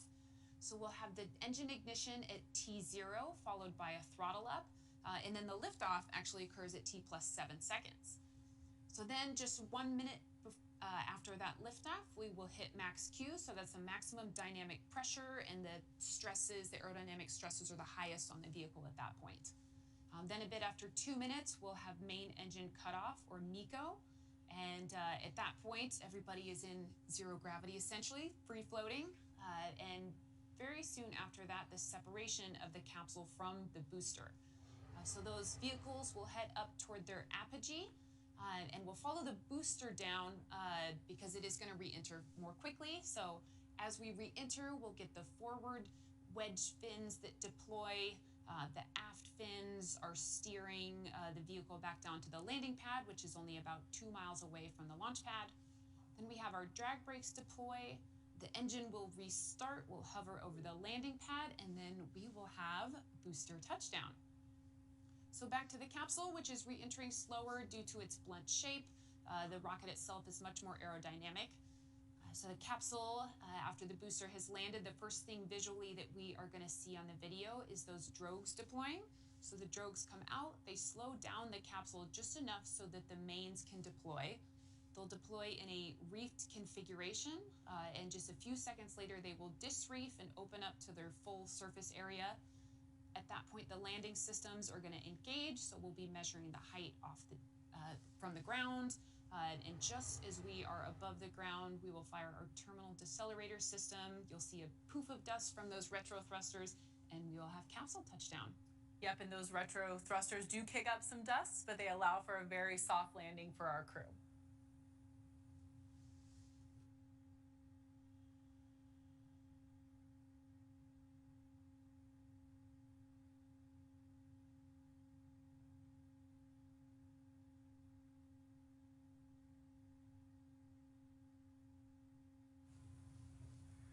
All right, we're just under T-minus 5 minutes until liftoff of third human flight. Things are getting real for our 6 astronauts on top of that live rocket. Laura, what's happening in mission control? We're under 5 minutes away. Yeah, so just a moment ago, as we heard, the flight director will have conducted that final go poll, the go for terminal count and launch. And I can tell you, like, I can feel the energy all the way from over here. It's just in mission control at this time, like, really, you could hear a pin drop. Just the team is amazing. They've trained for this, and here they are in the moment. So the capsule controller will have already completed the preparations, essentially ready to fly as they sit there right now in ready to escape mode. The booster controller is still fairly busy though. So some of the things that booster is doing, switching to internal power, doing a final alignment of the navigation systems, arming the engine igniters. Then we have our ground controller who's monitoring the winds and weather, the propellant systems, the ground side of the propellant systems, the rest of the ground support equipment. We have Inco monitoring the RF systems, and this is all while all of the folks that we have in our engineering back room are monitoring all the important vehicle status, things like propellant conditioning. So in just a moment, we will watch the rocket go through its bit checks when we hit auto sequence. So those are the built-in tests, and some of the things that are happening there are invisible to our eyes, but some of them we'll actually get to see the actuated components moving around. So much going on with just minutes left to lift off. We're actually under 4 minutes, just about T-minus 3 minutes until launch. We understand from capsule communicator all 6 astronauts are ready to go. Let's watch and listen as New Shepard is about to go through those final checks that Laura just mentioned and rev up for 3rd human flight.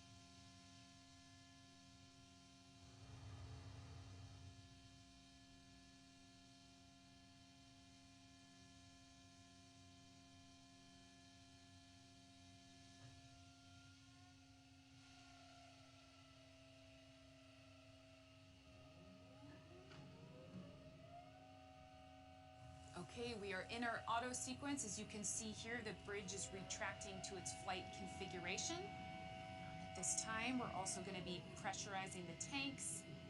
And of course, our crew is seeing, hearing, and feeling all of this on board the capsule. Yes, absolutely.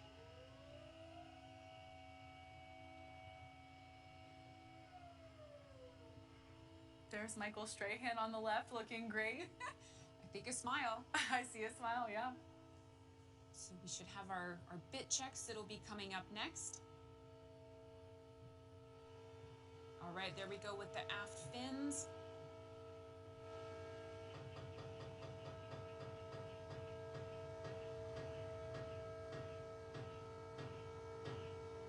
So those aft fins down here at the base of the rocket, they help to direct the vehicle on ascent and descent, so commanding a profile there and making sure that it's tracking.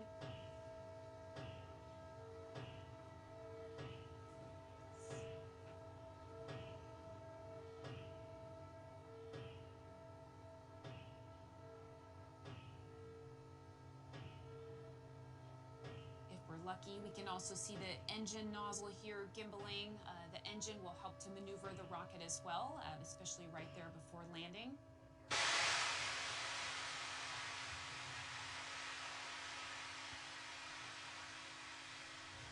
Ladies and gentlemen, we are 30 seconds. It is time to launch this rocket. Godspeed, New Shepard. Godspeed, the original 6. Thank you so much for joining us. 16 seconds, guidance internal. 2 minutes 10, 9, 8, 7, 6, 5, 4, command engine start, 2, 1.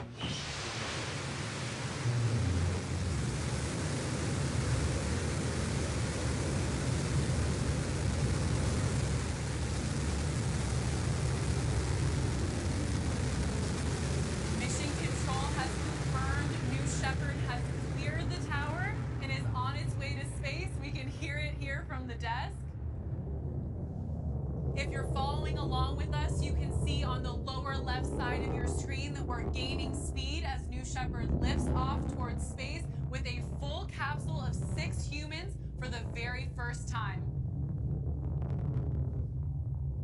Noticing that altitude bar also on the bottom of screen? We are climbing fast.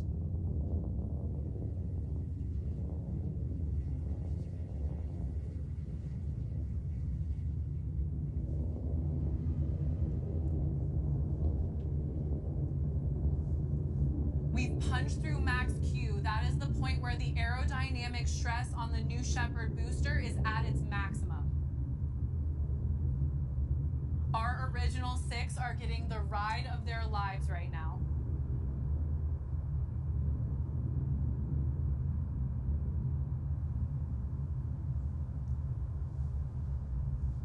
Look at that beautiful BE3 engine in action.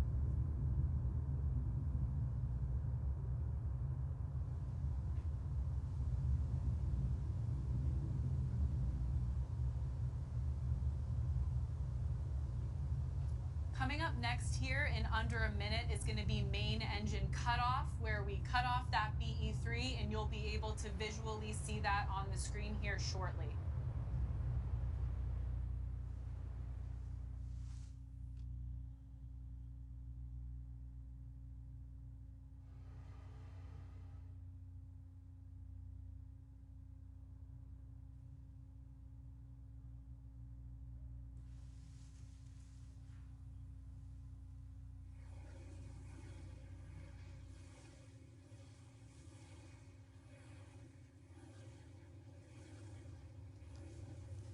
And there we see it, main engine cutoff of the BE3.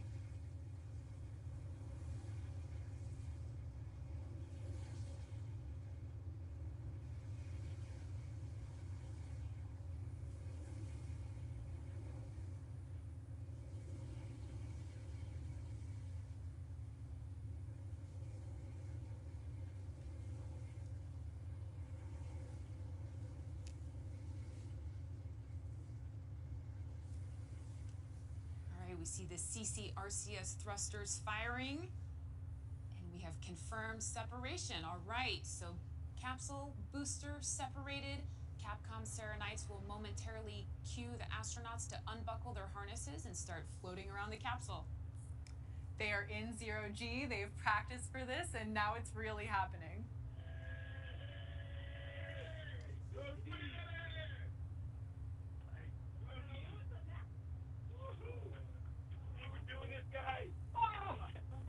Oh, check this out. Oh my God.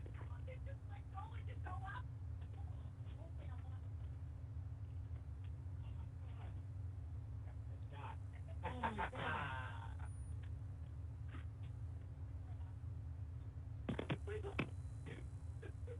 I got a ball here. Oh my God. I've never seen anything like this. I got my shot. Mission 19. All right.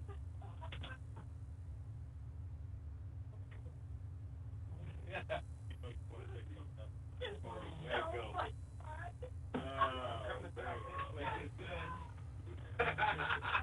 sure you know where your seat is.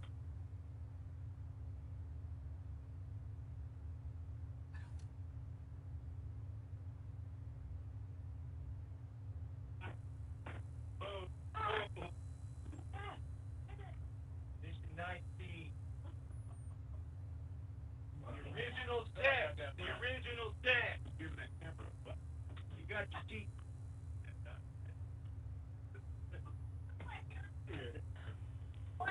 1 minute warning. 1 minute warning. Well, huge congratulations to all 6 crew. They have crossed that Kármán line and they became official astronauts. Outstanding. As you can see, we have 2 distinct vehicles in the screen now. Both the crew capsule and the booster are descending. It was so amazing to hear from such an excited crew. I just love hearing their real reactions, real time. It is just awesome. That energy walking up the tower definitely translated into space.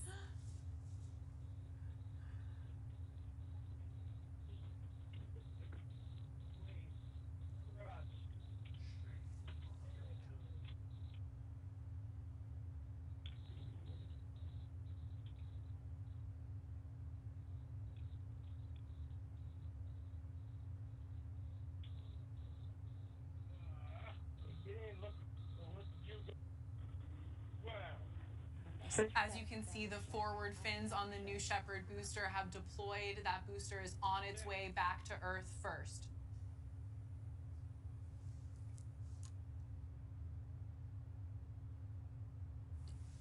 So those fins, when they deploy, they help to shift that center of pressure so that we have just the right aerodynamic characteristics that we want for that rocket to come in a very stable way.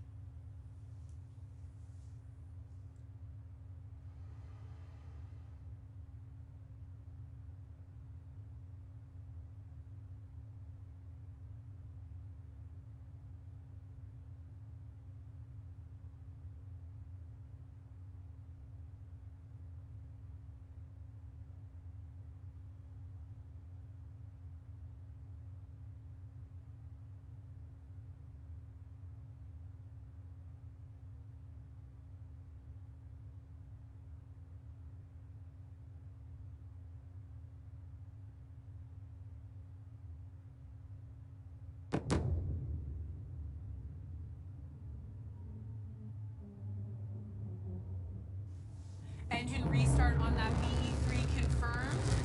Altitude dropping fast. Sonic boom here in the studio. Hear that? Feel that for sure. That beautiful booster hover.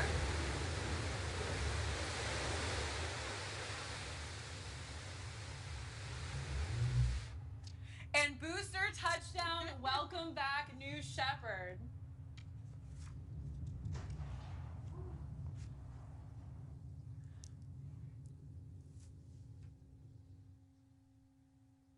Thank you so much again for joining us for our third human flight. We just landed the booster. The show is not over. Here we see our crew capsule on final descent back to the West Texas desert. Let's wait for that now.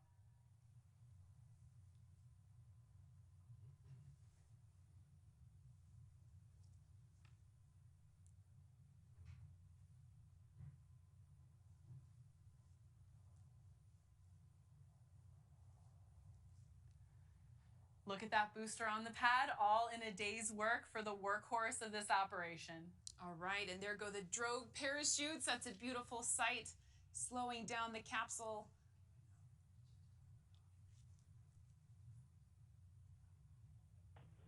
And there we go, the drogues lifting out the main parachutes.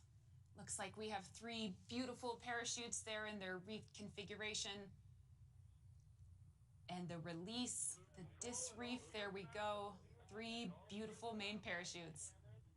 And on your screen, you're seeing that velocity and altitude dropping.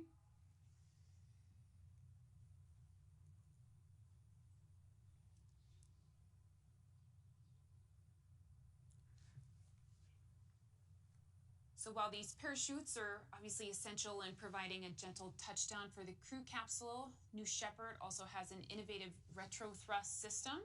So that's on the bottom of the capsule, and that will make touchdown even smoother for the astronauts flying today. Oh yeah, look at that. Where's my phone? I'm gonna take a picture.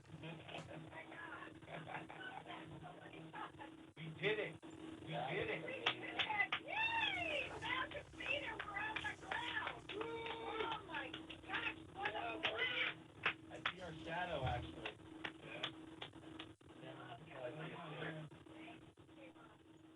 I can see the chute with the shadow.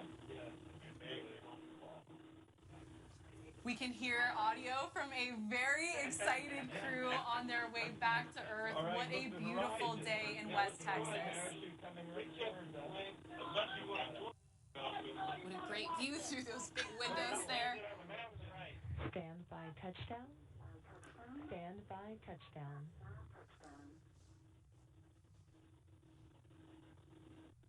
So keep in mind here, there we go. Retro thrust and touchdown. All right, that is Cheering all around from the crew. I think it is safe to say that the word touchdown has a new meaning for Michael Strahan today. Jackie, you are right.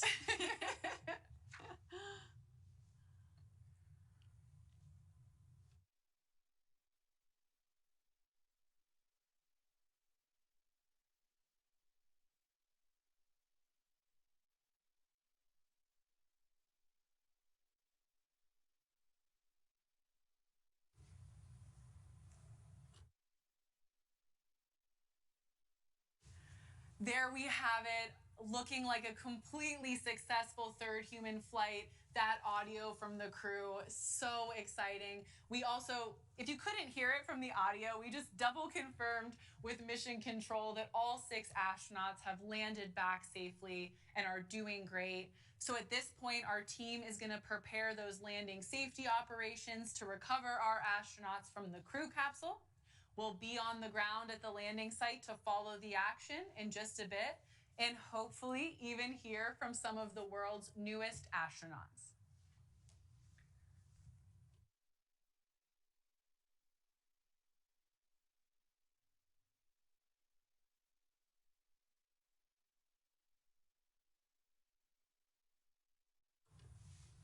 So now here after touchdown, the capsule will be going through auto-safing. So the vehicle is going through some of its own procedures to vent some of the pneumatic system and turn off some of the power systems. And this is all while coordinating back with Mission Control, who will be running their own procedures to continue that safing procedure while we have our crew capsule recovery team driving out. Look at that. Lots of thumbs up, some waving. We have a happy crew in that capsule.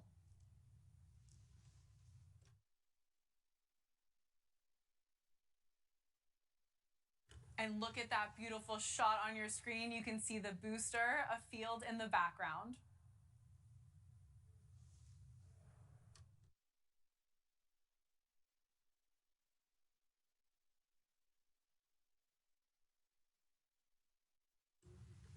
Now, Laura, I have to ask you what I think is a very difficult question. What was it like for you for the first time to see the launch from here instead of your normal position? Yes, it's definitely a very different experience to be watching it from here. I have a little bit of FOMO with the crew who's driving out there. You can even see their dust as that lead car is quickly getting out to the recovery site. But oh my gosh, Jackie, thank you for having me here. This is very cool.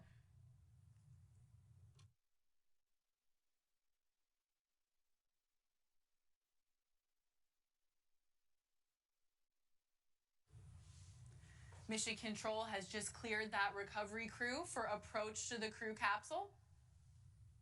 We'll see them here shortly. Love that camera view. I think it's safe to say we feel like we're in there with them. Laura, that was yeah, there for we you. go. Thank you. That was specifically for you.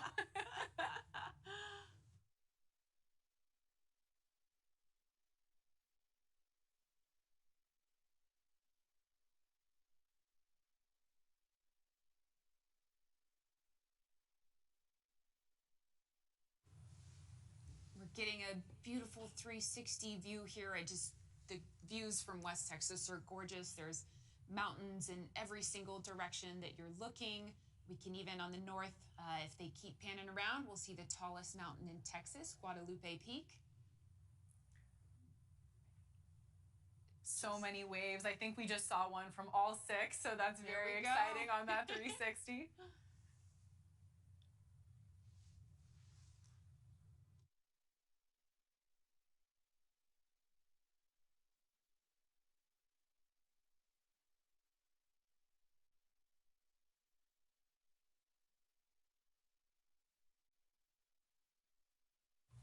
And there they are in view, the capsule recovery team racing out to meet our crew, the original 6 who just became official astronauts.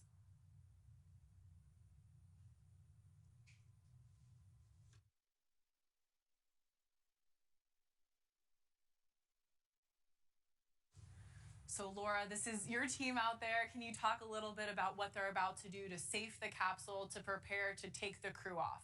Yeah, absolutely. So there are a few things that'll happen pretty quickly. There you see crew member 7 is going to run up and get a thumbs up. Looks like he's getting a thumbs up from all of them one by one, which I think we knew. We have a pretty happy crew there. Yes. Then we have our CC recovery team that's going to be responsible for doing some safing on the vehicle. So they will ground it to make sure there's not built up static charge. They're going to make sure the parachute risers are out of the way.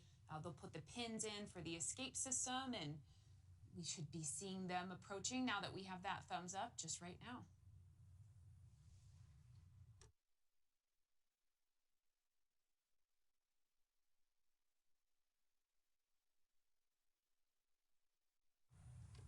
And of course, once Mission Control and the recovery team decide that everything is good with the crew capsule, we'll see their family and friends, meet them out at the capsule as well, which is always a really special moment when the crew is walking out of the capsule and getting to see their family and friends for the first time. Right, we've heard from everybody, just even in this moment right now when they're sitting in the capsule and they've just been to space and now they've just touched back down on Earth, like a very reflective moment for them on what a big experience this is.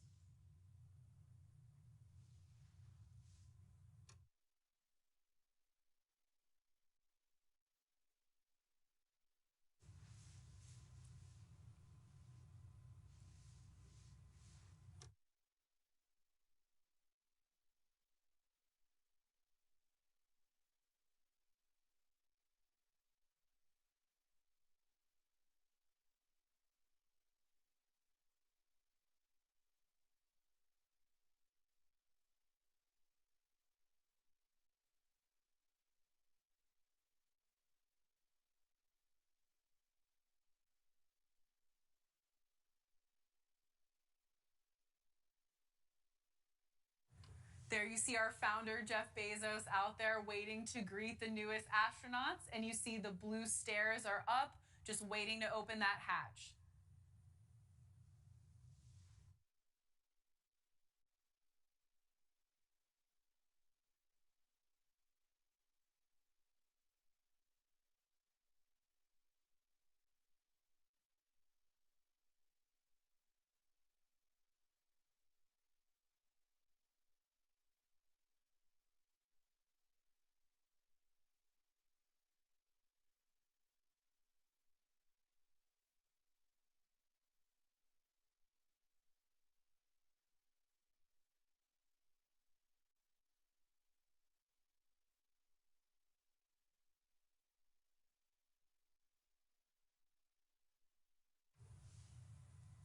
So right now, Mission Control will be going through their procedures, the capsule controller doing some power down of various systems, all while communicating here with our CC Recovery Task Leader, who's in charge of the vehicle out here in the field.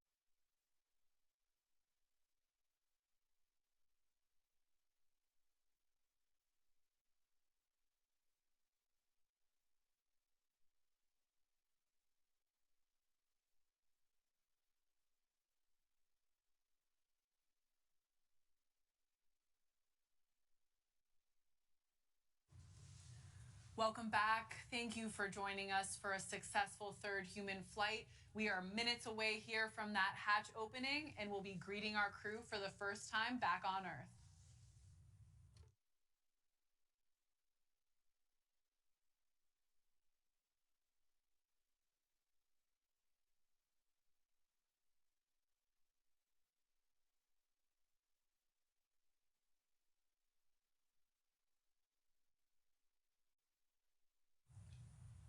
There you see that New Shepard booster right in the background there, standing tall. Did a great job today. I love that view when we get both vehicles out in the field like that.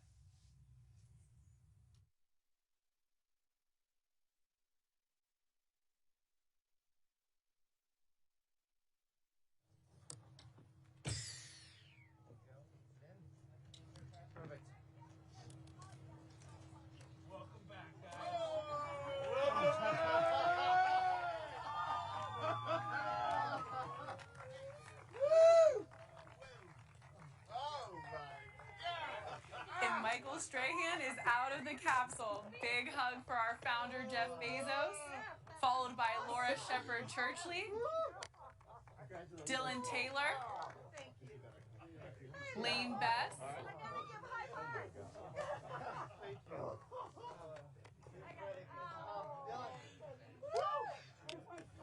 and Bess. And last but certainly not least, Evan Dick. Welcome back, the original six. How did you do?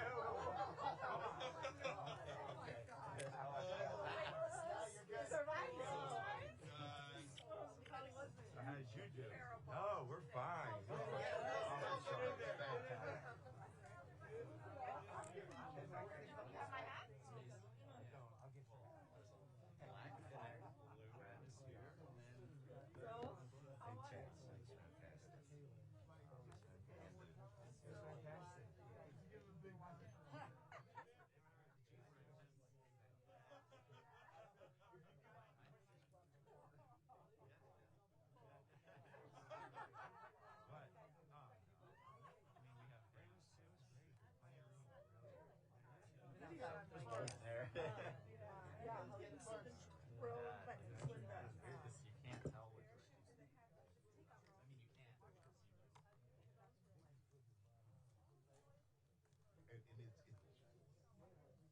What did Earth look like? It was dark. Could you see the? Okay, Kyrie Irving. Is it round? You know, flat earther. When you're going up and you're going, okay, it's getting dark, and you realize you're going to be in the darkness. You're not going to be in the light. And you're going to be looking at the light in the dark. Yeah. It's like a. It's unreal. I get it. You gotta go. You said, like, when you said you wouldn't go, and I was like, I'm not going till I'm 90, I want to go now. You see it. I'm like, I'm telling you. I get it. And I told them in the past, I said, you guys experience it this way, you got to come back and experience the launch and watch the rocket land. Just to get that perspective from it, because that's what really true. Was it what you expected? I visualize, I don't watch videos, don't watch videos.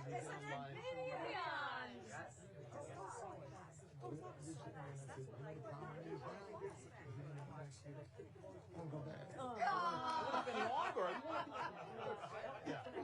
Same thing. I had the same That's feeling. what every astronaut says. I want to go back. I want to go back. Yeah. Space station next. These guys are like, you know, it's great and all. This is great. More people are going to be drawn to it. I said, no, it's going to be hard for you guys to get another ticket. That's the catch. You got to pay for the next one. Yeah, I'm in. Love seeing this crew embracing family and friends, and we're getting some awesome snippets of their experience. I tell you, That's a good idea. that was beyond. Okay, and this is the thing. The G's, it's a face, not a face lift, it's a face drop. All right, you'll tell it. Really? I know what I'm gonna look like at 85. Hi to the viewers at home. Welcome home. Thank you. Welcome home. Thank you. And you were always there for me.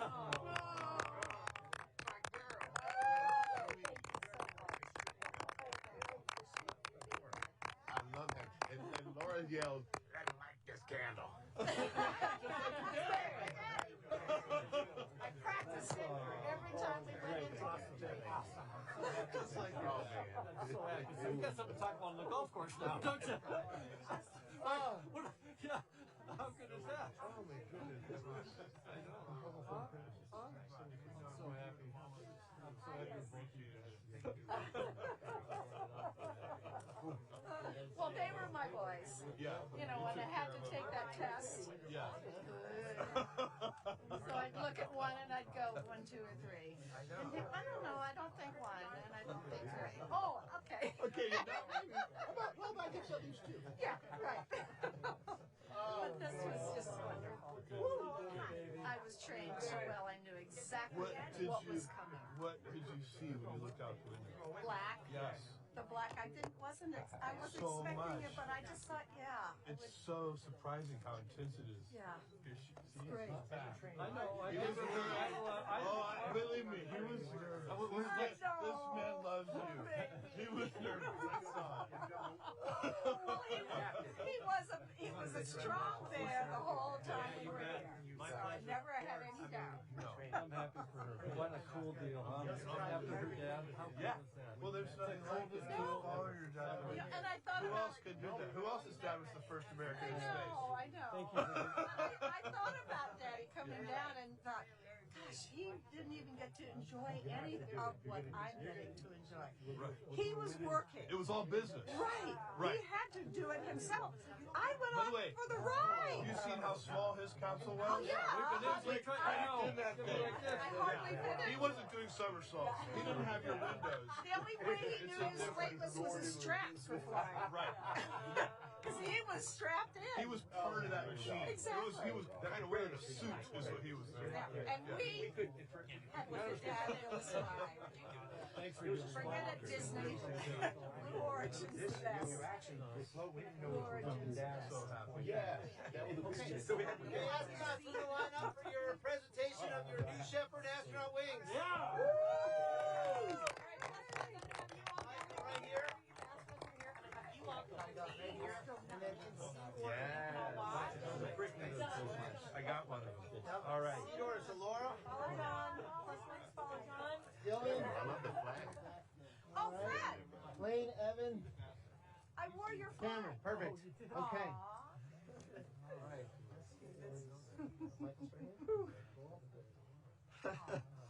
Michael. Great. You. Yes. Trying to adjust to it, huh? Welcome. Welcome home, astronaut. Very few people have been where you just went. Oh, man. Hopefully many more will go. Thank you for that. Fantastic. Laura Shepard Churchley. Laura. Wait, let me fix this. Let me just assure you, you are the prettiest member of this. Oh, thank you. It's not even close. No comparison. And her hair looked great in space. I bet it did. It snaps back right into place. Oh, yeah. How did anybody take a picture, thank you, of my hair? Oh, yeah. I'm sure it's on camera. Dylan Taylor. Dylan. Congratulations. So great. Yeah. I'm so happy for you. Oh, my God. What a gift. Thank you so much. And that's Thank you very much. That was a great experience. What a journey. I'm going to do it again. Get me in line. Get me in line. Thank you. Thank you. Thank you. Hey, Cameron. Oh, man. Yes, thank you so much. So happy for you. He's having a harder time now than when he was up in the rocket. Thank you so much.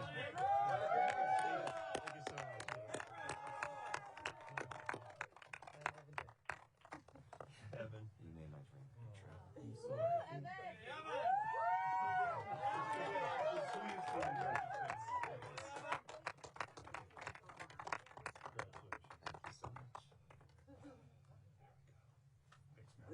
I hope he does.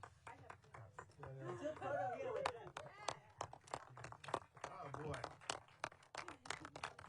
Hey, the original six, put hands up.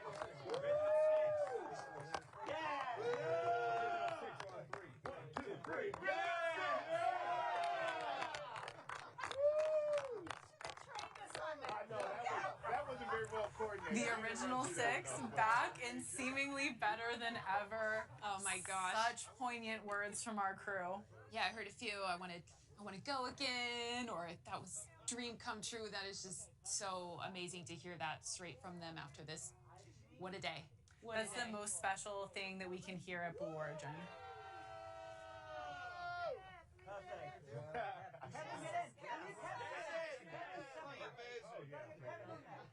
Oh, yeah, Kevin in, yeah. Okay, eyes on me here, on this camera. Okay, celebration! Yeah! Congrats, guys. Rush. No, you can't. No, you can't. Stay behind, please. Perfect. Astronauts, I'm going to put the pins, the backs on your pins real quick so they don't fall out. Give me a couple. That is incredible. I'm so happy for you guys. Well, that was absolutely amazing.